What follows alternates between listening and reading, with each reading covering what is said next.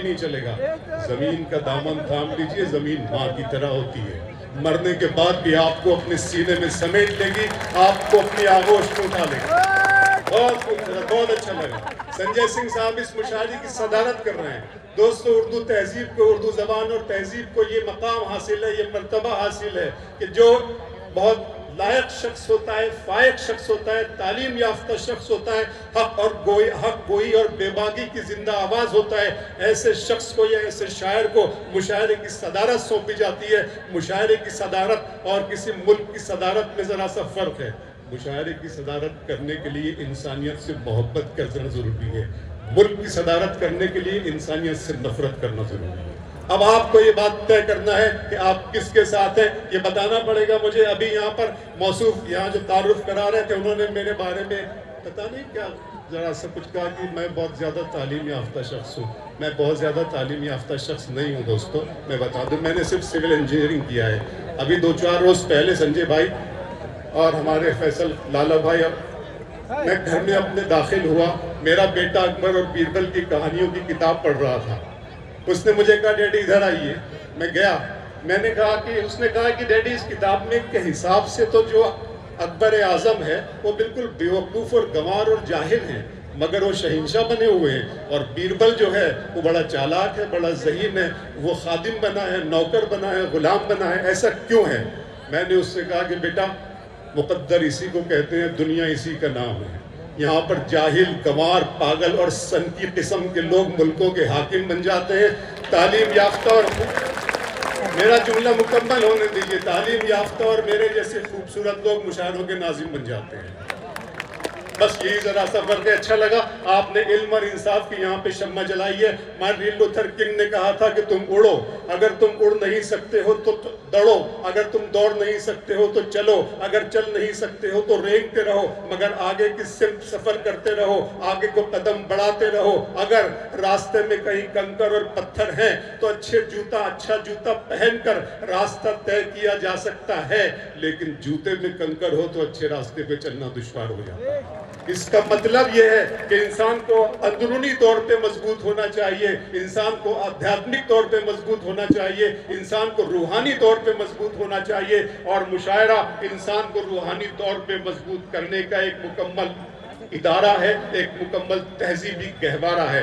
اسی لیے میں مشاعرے کو صرف مشاعرہ نہیں کہتا ہوں, بلکہ روحانی اسپتال کہتا ہوں جہاں آتما کا علاج کیا جاتا ہے.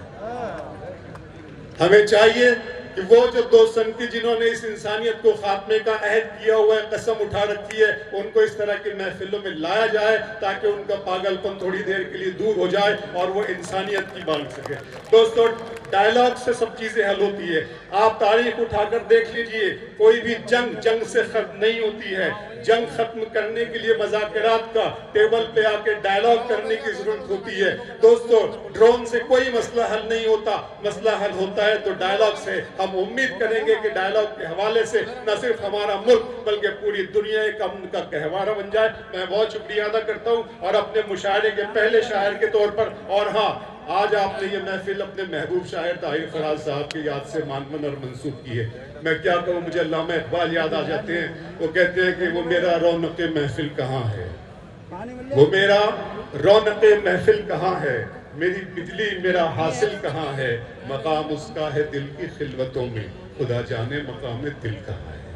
دوستو, طاہر فراز صاحب کی یاد ہمارے سینے میں, ہمارے سینے کے آنگن میں تر و تازہ گلاب کی خوشبو کی طرح مہکتی تھی, مہکتی ہے اور مہکتی رہے گی. انہیں کس طرح سے یاد کیا جائے, ان کی نظموں کے حوالے سے, ان کے گیتوں کے حوالے سے, ان کے اشعار کے حوالے سے. میں تو انہیں ایک ریشمی اور غنائی لب و لہجے کا ایک بہت ہی خوبصورت غزل گو شاعر کے طور پر میرے دل میں ان کی, میں نے نظم کہنے کا جو میری جو رومانٹک نظم ہے وہ بھی میں نے طاہر فراز صاحب سے کہیں نہ کہیں ان سے تھوڑا سا بہت ادھار لیا ہے. بہرحال میں اس پاک اور مقدس روح جو آسمان سے اس وقت آپ کو دیکھ رہی ہے اور آپ کو سلام پیش کر رہی ہے کہ آپ نے اس کے لیے شام سجائی ہے, میں چاہتا ہوں کہ اللہ بارگاہ میں ان کو جنت میں ان کے درجات کو بلند فرمائے. آپ آمین کہہ کر اس میں شامل ہو جائیے. اور اس غزل کے دور کے پہلے شاعر کے طور پر میں آواز دے رہا ہوں عالی جناب نواب یاسر صاحب کو کہ وہ آئیں اور رامپور کی بھرپور طریقے سے نمائندگی کریں.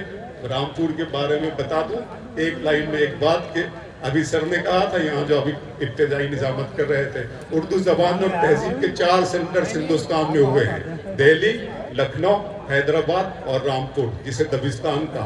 आज हर जगह तकरीबन हर जगह उर्दू के नाम पर धूल उड़ रही है, लेकिन आपने अपनी इस तहजीबी विरासत को अपनी आंखों में काजल और सुरमे की तरह संभाले रखा है। तो मैं आपकी इस अदब नवाजी, उर्दू दोस्ती और तहजीब परवरी को सलाम पेश करते हुए जनाब नवाब यासिर साहब से गुजारिश करूंगा कि वो आए और इस महफिल में अपनी गजल पेश करें। है दोस्त, दुआ और मसाफत को बहम रख, ए दोस्त, दुआ और मसाफत को बहम रख, ये मेरी हथेली है, यहाँ पहला कदम रख।